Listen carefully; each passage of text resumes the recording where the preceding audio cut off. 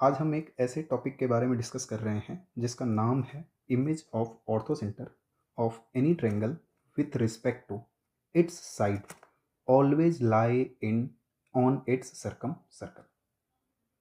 मतलब कि अगर कोई सा भी ट्रायंगल हो, चाहे वो ट्रायंगल हो एक्यूट, चाहे वो ट्रायंगल हो ऑब्ट्यूज, चाहे वो ट्रायंगल हो राइट एंगल, अगर हम उसके ऑर्थोसेंटर का इमेज लें किसी भी साइड के रिस्पेक्ट में, तो उसका इमेज हमेशा उसके उस ट्रायंगल के सर्कम सर्कल पे क्या करेगा, लाई करेगा। ये कॉन्सेप्ट इसलिए इंपॉर्टेंट है क्योंकि इससे हम जे एडवांस के अच्छे से प्रॉब्लम को या जे मेंस के अच्छे प्रॉब्लम को टैकल कर सकते हैं। तो है ना बवाल कॉन्सेप्ट। तो नमस्कार, मैं हूं संदीप विश्वकर्मा और आप देखना चालू कर चुके हैं the Aims Institute of Mathematics. तो चलिए इस कॉन्सेप्ट को हम स्टार्ट करते हैं और देखते हैं कि इस पे क्वेश्चंस या इस कॉन्सेप्ट का एप्लीकेशन क्या है, और इसके प्रूफ के बारे में भी बात करेंगे कि इसके प्रूफ को हम कैसे करेंगे या कैसे समझेंगे कि हाँ, ये जो बात हम कहना चाह रहे हैं वो ट्रू है। ओके, तो मैं इसके प्रूफ के लिए जस्ट स्टार्ट करने के लिए मैं ले लेता हूँ कि अपने पास कोई सा भी एक एक्यूट ट्रायंगल है। आप सेम कॉन्सेप्ट किसी भी ऑब्ट्यूज ट्रायंगल में भी लगा सकते हैं, राइट एंगल ट्रायंगल में भी लगा सकते हैं। तो अब मैं मान लेता हूं कि इस ट्रायंगल का जो अपने पास ऑर्थो सेंटर है वो एच है। मतलब ऑर्थो सेंटर हमें कैसे मिलेगा कि सर इस ट्रायंगल के, लेट से हम इस ट्रायंगल का नाम दे देते हैं ए बी और सी, इनके एल्टीट्यूड का पॉइंट ऑफ इंटरसेक्शन। तो मान लो एक एल्टीट्यूड हमने कुछ यूं ड्रॉ किया और दूसरा एल्टीट्यूड कुछ यूं, तो इसका जो पॉइंट ऑफ इंटरसेक्शन है इसी को हम क्या नाम देंगे, एच। अब ये कहना चाह रहे हैं कि अगर हम कोई सा भी एक सर्कम सर्कल बनाते हैं, मतलब इनके वर्टाइसेस से पास होने वाला कोई सा भी सर्कल, अगर हम इसके वर्टाइसेस से पास होने वाला कोई सा भी सर्कल बनाएं और इसके ऑर्थो सेंटर का हम इमेज लें, मतलब इसका इमेज अगर मैं इस वाले साइड के रिस्पेक्ट में लूंगा, तो वो ये कहना चाह रहा है कि उसका जो इमेज होगा वो सर्कम सर्कल पे क्या करेगा, लाई करेगा। तो इसके प्रूफ की बात कर लेते हैं कि हमें कैसे प्रूफ करना है। तो मैं मान लेता हूं कि ये जो एल्टीट्यूड है इसको नाम दे देते हैं हम ए एम। मतलब हमें प्रूव ये करना है, प्रूव डेट, कि अपने पास अगर मैं किसी तरह ये दिखा पाऊं कि ये जो लेंथ है डेट मीन्स एच एम, ये अगर बराबर हो जाए एच डैश एम के, तो क्या मैं बोल सकता हूं इस केस में कि H and H dash will be mirror image, will be mirror image of each other, of each other with respect to side BC। ठीक, अब क्योंकि हमें साइड का लेंथ इक्वल करना है, तो अगर साइड का लेंथ हमें इक्वल करना है तो अगर किसी भी ट्रायंगल में या जितनी भी ज्योमेट्री हम प्रूव करते आए हैं, बेसिकली जब भी हम साइड लेंथ की बात कर रहे होते हैं कि भाई साइड को इक्वल दिखाओ या साइड के लेंथ को इक्वल दिखाओ, तो हम हमेशा ये बात करते हैं कॉन्ग्रुएंसी की, कि मैं किसी तरह किन्हीं दो ट्रायंगल को कॉन्ग्रुएंट दिखा दूं जो उस साइड को क्या कर रहा हो, होल्ड कर रहा हो। तो सेम काम हम यहां करेंगे। यानी अगर मैं बात करूं कि ट्रायंगल बी एच और M and triangle B H dash M, जो कि इन साइड एच एम और एच डैश एम को क्या कर रहा है, होल्ड। अगर मैं किसी तरह ये दिखा पाऊं कि ये दोनों ट्रायंगल कॉन्ग्रुएंस है, तो मैं बिल्कुल कह सकता हूं कि एच एम बराबर होगा एच डैश एम के, और यहां से फिर बोला जा सकता है कि भाई एच जो होगा वो एच डैश का मिरर इमेज होगा, या एच डैश जो होगा वो एच का मिरर इमेज होगा with respect to the line B C. तो ये दिखाने के लिए हम आते हैं कि किसी तरह अगर मैं ये दिखा दूं, ध्यान दो कि अगर इस ट्रायंगल की मैं बात कर रहा हूं कि अगर मैंने इस ट्रायंगल को ज्वाइन किया इस वाले ट्रायंगल की, तो अब अगर मैं देखूं तो अब या तो मैं साइड एंगल साइड की बात कर लूं या एंगल साइड एंगल की। तो अगर मैं इस एंगल को देखूं, ये 90 है तो ये भी 90 है, एक काम चल गया। अब अगर ये 90 है तो इस वाले ट्रायंगल में आ जाओ, तो ये एंगल है अपने पास सी, तो अगर ये सी और ये वाले की बात करें तो ये है 90, तो मैं इसको बोल सकता हूं कि ये जो एंगल होगा ये अपने पास होगा 90 माइनस सी। अब किसी तरह मैं ये दिखा पाऊं कि क्या ये भी 90 माइनस सी है। अगर ये भी 90 माइनस सी होगा, that means angle M B H dash, तो मैं बोल सकता हूं कि ये दोनों ट्रायंगल यानी B H M and B H dash M ये दोनों एक दूसरे के कॉन्ग्रुएंट होंगे। ठीक है, तो देखो मैं यहां से बोल सकता हूं इसमें कि अपने पास ये जो एंगल है यानी एच एम और बी, ये भी कितना है, 90 डिग्री। और सेम मैं बात कर लूं एच डैश एम और बी, ये भी कितना है, 90 डिग्री। तो यहां से एक चीज इक्वल होगी। और दूसरा मैं बोल सकता हूं बी एम बराबर बी एम, क्यों, क्योंकि ये कॉमन साइड है। अच्छा, अब आ जाओ मैं बात कर लेता हूं इस एंगल की जो कि अपने पास 90 माइनस सी है। तो अगर मैं किसी तरह दिखा पाऊँ कि ये भी 90 माइनस सी, तो उसके लिए हमें ये दिखाना पड़ेगा कि ये जो एंगल है, क्या ये एंगल सी है? अगर मैं ये सी दिखा दूँ, तो अब क्योंकि ये एंगल सर्कल के सर्कमफ्रेंस पे बन रहा है, और हम जानते हैं कि अगर हमें सर्कल के सर्कमफ्रेंस पे एंगल पता करना है, तो ये पता कर लो कि ये जो एंगल बनाया गया है वो किस कॉर्ड से है। तो देखो, अगर मैं इसको देखना चाहूँ, तो ये जो एंगल है यानी बी एच डैश एम, वो कॉर्ड ए बी से मिलके बना है। और एक सर्कल की शानदार प्रॉपर्टी होती है कि अगर सेम ही कॉर्ड से मैं सर्कमफ्रेंस के एक ही साइड पे जितने भी एंगल बनाऊं वो सारे सेम होते हैं। तो ए बी से और कौन सा एंगल बना है? तो सर एंगल सी। तो क्या मैं बोल सकता हूं इस केस में कि भाई इसका मतलब बी एच डैश एम वाला जो एंगल होगा वो भी होगा सी। तो यहां से बोला जा सकता है दैट मीन्स कि अपने पास ये जो ट्रेंगल है, कौन कौन सा? तो ट्रेंगल बी एच एम वो कॉन्ग्रुएंट हो जाएगा किसके? Triangle B H dash M. इसका मतलब मैं ये बोल सकता हूं कि एच एम जो होगा वो बराबर होगा एच डैश एम के, और यहां से बोला जा सकता है कि एच और एच डैश एक दूसरे के क्या होंगे? Mirror image. ठीक है, तो ये रहा प्रूफ।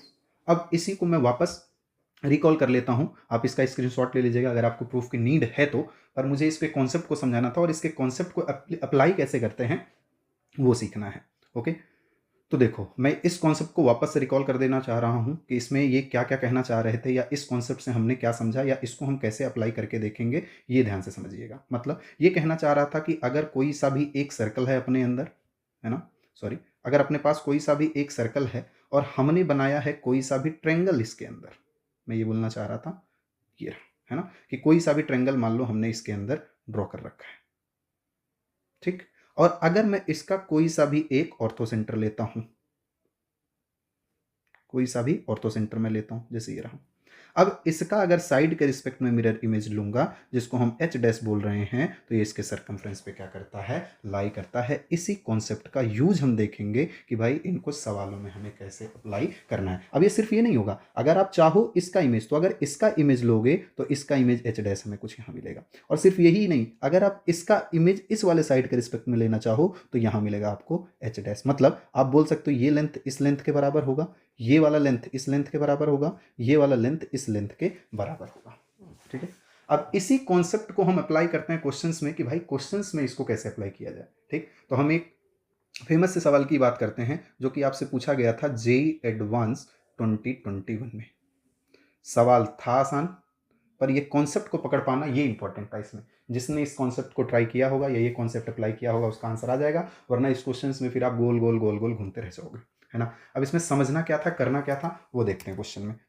तो अगर मैं इसके सॉल्यूशन की बात करूं तो उसको कैसे करेंगे जरा ध्यान से समझिएगा। इन्होंने बोला कि कोई सा एक ट्रेंगल है, ध्यान दीजिएगा, कोई सा एक ट्रेंगल है जिसके दो साइड एक्स एक्सिस और इस लाइन पे लाई कर रहे हैं। यानी अपनी कहानी कुछ यूं रही होगी कि सर मैं मान लेता हूं ये एक्स और वाई एक्सिस है और इस पे कोई सा भी एक लाइन है। तो इस लाइन को अगर मैं ध्यान से देखूं, या इस लाइन को अगर आप देखो ध्यान से, तो आपको क्या दिख रहा होगा कि सर इस लाइन का इक्वेशन हमें कुछ यूं पता चलेगा कि सर ये लाइन तो कुछ यूं है।